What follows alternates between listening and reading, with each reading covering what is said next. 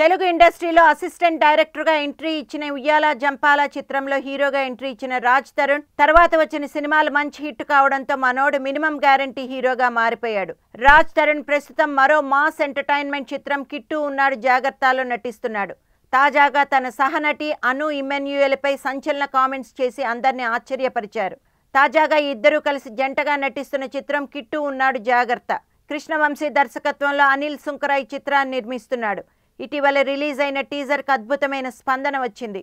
ఈ చిత్రంలో హీరోయిన్ అను ఇమ్మాన్యుయల్ చాలా గ్లామర్గా కనిపిస్తుంది. తాజాగా అను ఇమ్మాన్యుయల్తో లిప్ లాక్ చేసి కుర్రకారుకి కావలసినంత మజాని అందిస్తున్నాడు రాజ్ తరుణ్. అంతేకాదు ఇక యూత్ ఆకట్టుకోవడానికి హీరో హీరోయిన్ల మధ్య మంచి లిప్ లాక్ సీన్ ప్లాన్ చేశారట దర్శక నిర్మాతలు. కథానుగుణంగా ఈ లిప్ లాక్ సీన్ ఉందట. అయితే దాన్ని మరింత రంజుగా చేయడానికి ఉపకరించేలా ప్లాన్ చేశారట చిత్ర బృందం.